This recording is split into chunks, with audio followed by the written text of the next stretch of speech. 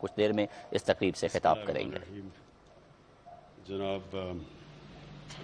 امین اسلم، زرتاج گل اور ایکسلنسیز، آج امین آپ نے جو یہ گرین بانڈز کا بتایا اور جو پاکستان کا اثاثہ جو پانی کے نیچے پڑا ہوا ہے اس کی بات کی، اور جو ورلڈ بینک کی سروے کے مطابق میں ایک تو اپنی قوم کے لیے کہنا چاہتا ہوں کہ یہ تو ٹھیک ہے کہ ہم اپنی انوائرمنٹ کو، اپنے جنگلات کو ٹھیک کرتے ہوئے، اپنے ملک میں سبزہ پھیلاتے ہوئے، یہ جو ہمارے آنے والی جنریشنز کے لیے ضروری ہے، تو یہ تو ٹھیک ہے کہ ہم بانڈز اور اس کا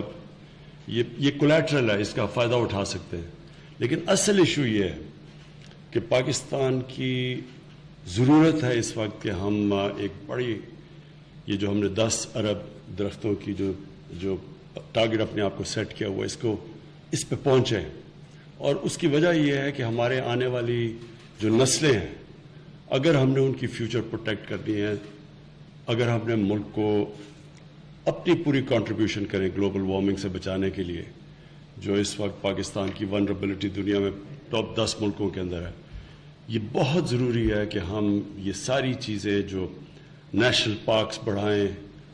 درخت اگائیں، اربن فارسٹری کریں جس طرح یہ میاواکی ہے، پھر یہ جو ابھی آپ نے جاپنیز ان کی اس کا کیا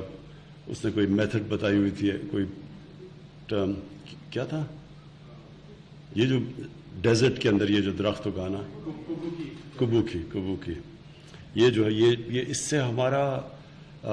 جو ٹارگٹ ہے ان ایریاز کے اندر جو ہماری ڈیزرٹ بڑی پھیلتی جا رہی ہے، میں تو کئی دفعہ گیا ہوں یہ چولستان ڈیزرٹ میں، تو وہ بھی پھیلتی جا رہی ہے، تو اس کو روکنے کے لیے یہ ساری ٹیکنیکس ہمیں استعمال کرنی پڑیں گی۔ کئی ملک اس میں بہت آگے نکل چکے ہیں، جس میں چائنا نے ریسنٹلی بہت کام کیا، کیونکہ میں نے اٹینڈ کی تھی ان کی کانفرنس جو پریزیڈنٹ شی جن پنگ نے بیجنگ میں ہم سب کو بلایا تھا، پھر انہوں نے پورا ایک شہر بنایا ہوا ہے جو کہ گرین سٹی ہے، اس میں سب کچھ انوائرمنٹلی فرینڈلی بنایا، پورا کا پورا ایک شہر، تو یہ ہمیں ہمارے لیے بڑا فائدہ ہے کہ ہم نئی ٹیکنیک سے سیکھ سکتے ہیں۔ تو پاکستان کا جو فیوچر ہے وہ اب ہے ہی اس میں کہ ہم اپنی جو ابھی تک اپنے ملک کی اللہ نے کی دی ہوئی نعمتوں کی ہم نے پرواہ نہیں کی، اب یہ ٹائم ہے کہ اس کے اوپر ہم پورا زور لگائیں۔ اور یہ ایک جو آپ نے ابھی بات بتائی کہ جو مینگرووز ہیں پاکستان میں، بڑی خوشائن چیز ہے کہ پچھلے 20 سال میں مینگرووز کی ہماری جو مینگروو فارسٹ ہیں وہ بڑے ہیں، جبکہ ہماری ساری جتنے پرانے بھی جنگلات تھے سارے تباہ ہوئے ہیں پچھلے 60-70 سالوں میں۔ پہلی دفعہ 2013 میں جو کے پی نے بلین ٹری سونامی کی، وہ پہلی دفعہ کوشش کی گئی کہ واپس ہم اپنے جنگلات کو اگانا شروع کریں، اور اللہ کا شکر ہے کہ اب اتنی اویئرنیس آ گئی ہے ہمارے ملک میں، اسکولوں کے اندر خاص طور پہ میں دیکھ رہا ہوں کہ بچوں کے اندر اب یہ کانسیپٹ آ گیا، یہ مزید اور آگے ہم نے ان کو اویئرنیس پڑھانی ہے کہ سارے ہمارا ملک اس طرف لگے اپنا مستقبل ٹھیک کرنے کے لیے، اپنے بچوں کے، اپنی آنے والی نسلوں کی زندگی بہتر کرنے کے لیے ہم یہ اس طرف جائیں۔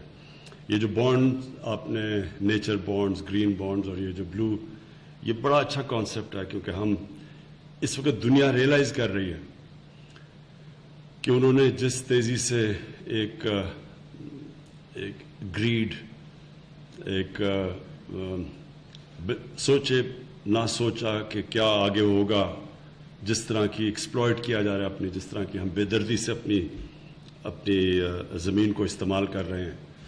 تو اس کے کانسیکوینسز تو ہونے ہی تھے۔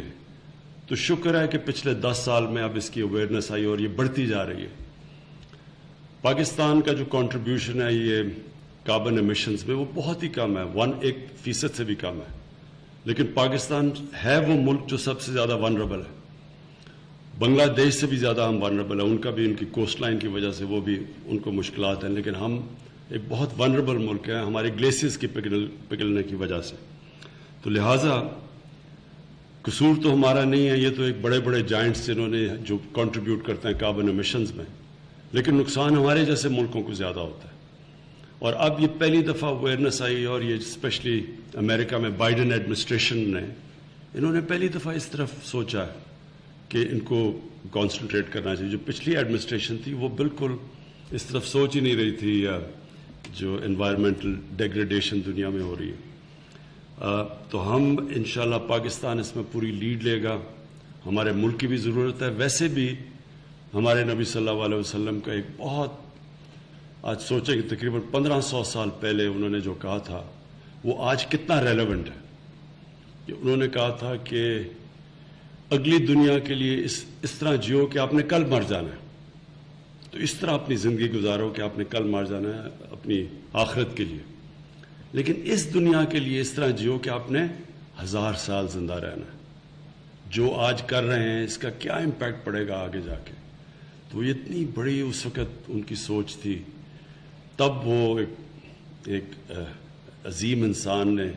ایک ایسی چیز سوچی کہ ہم اگر مسلمان ہی اس کے اوپر کرتے رہتے، فکر کرتے رہتے. بدقسمتی سے ہم نے بھی اس کا نہیں سوچا، اور یہ دنیا نے پچھلے 20 سال میں ان کو یہ فکر پڑی گلوبل وارمنگ کی. مجھے یاد ہے گلوبل وارمنگ 20 سال پہلے لوگ بات کرتے تھے، ہنستے تھے لوگ ان کے اوپر. ابھی بھی کئی دفعہ پچھلے 3-4 سال پہلے بھی کئی بڑے بڑے ملک اس کو سیریس نہیں لیتے تھے. لیکن اب جو دنیا کے اندر امپیکٹ پڑ رہا ہے، جو کیلیفورنیا میں آگ لگ رہی ہے، جو آسٹریلیا میں انیوژل قسم کی بش فائرز لگ رہی ہیں، جو ایک دم دنیا کو خوف آنا شروع ہوا ہے کہ ہم نے واقعی